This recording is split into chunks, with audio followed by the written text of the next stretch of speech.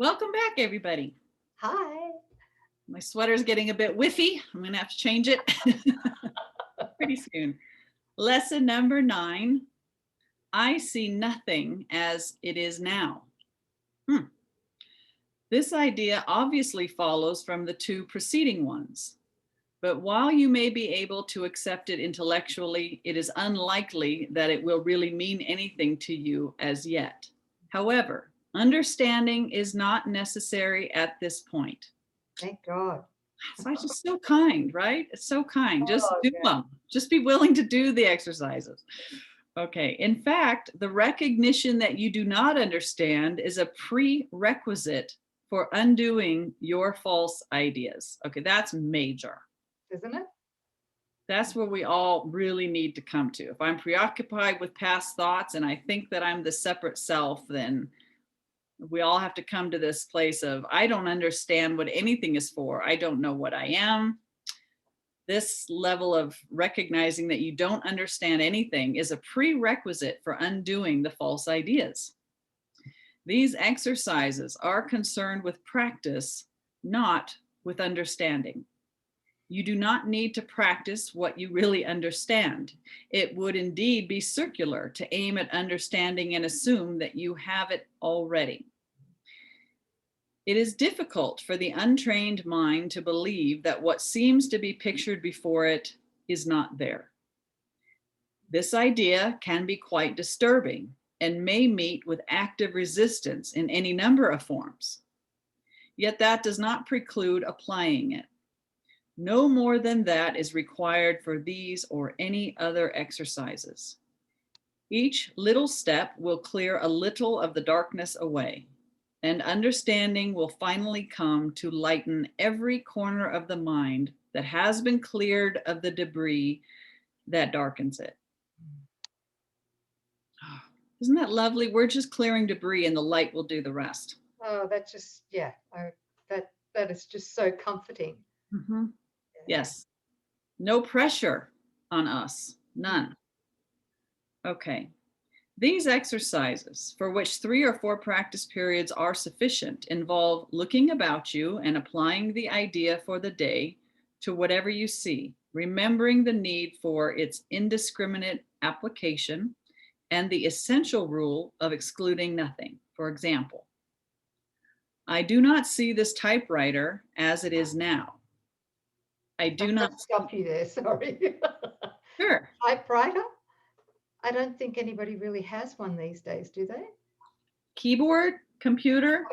Keyboard. Okay, great. Thank you. I do not see this key as it is now. I do not see this telephone as it is now.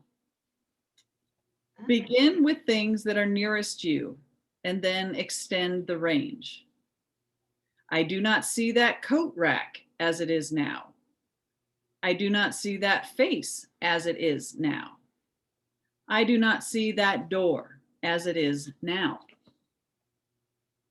It is emphasized again that while complete inclusion should not be attempted, specific exclusion must be avoided. Be sure you are honest with yourself in making this distinction. You may be tempted to obscure it. Yeah, especially those things that we really like, thinking that we know what it is now. Yeah.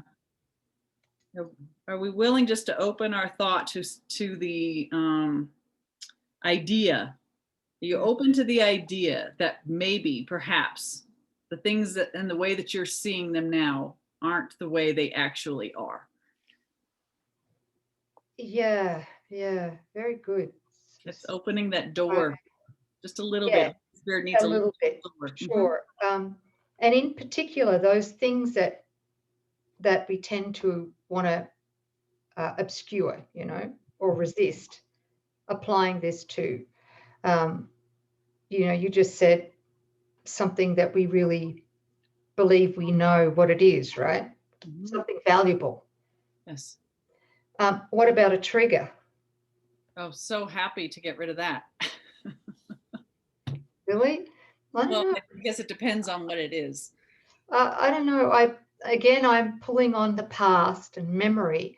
but I vaguely remember doing these lessons. And at the time that I began the workbook, I was in a highly toxic special relationship. Hmm. And, I had a lot of resentments against my partner at the time.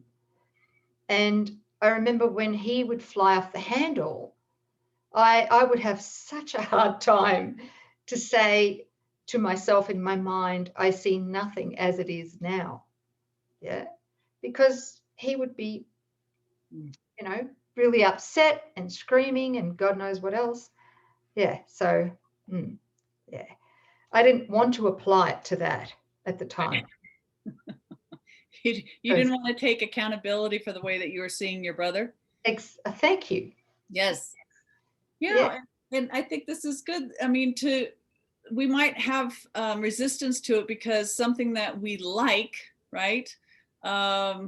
We want it to remain as the way that it is, the way that we've got it in our mind, and it serves us. And so, the thought that it might not be what we think it is would be threatening to the separate self, the mind that's decided what it is. Mhm. I'm thinking of things like, an imperfect body or a sickness or something. We're all too eager to say, oh, no, this isn't the truth about me. I may not understand what I am, but this isn't the truth about me. But those things that we call good in the world, it's hands off, Holy Spirit. This doesn't need any correction. So nothing that we're seeing through a split mind is as it seems. It's a total distortion and bears no relationship to what's actually there. And again, I think I mentioned this before, but when we think about Jesus's example, just the withered hand into a perfect hand, the blind can see, the deaf can hear, the lame are leaping up and walking without surgery and physical therapy. And so, I mean, there's something else to see beyond what our senses are reporting and the I know mind has decided upon. Mm-hmm. Yeah. Very good. So just to be open. I'm open to accepting the idea I see nothing as it is now. Is there any, yes, 3 or 4 practice periods are sufficient. Make sure that you don't leave anything specifically out, and also just be indiscriminate about what you do include, just whatever your eyes alight upon or thoughts come to you. Yeah. Anything else, sis? Not that I can think of. I think we're going to, as usual, we will unpack this and go deeper with it as we go into further lessons. Yeah. Yeah. Just asking. Yeah. Yeah. Okay. All right. Thank you, everybody, for your willingness coming along. Lesson 9. So next time we join, it'll be lesson 10. Yes. Perfect. Thank you, sis. Appreciate the joining. Thank you. These are so helpful. Yeah. See Thanks, you guys everyone. next time. Yeah. Bye.